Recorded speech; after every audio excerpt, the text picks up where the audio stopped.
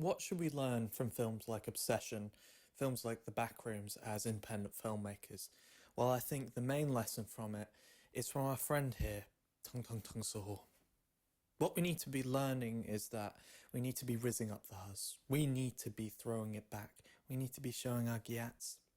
And ultimately, at the end of the day, well, we need to be down with the kids. That's really the most important thing these days. And if you think festivals are, I'm afraid you're wrong. Thank you very much.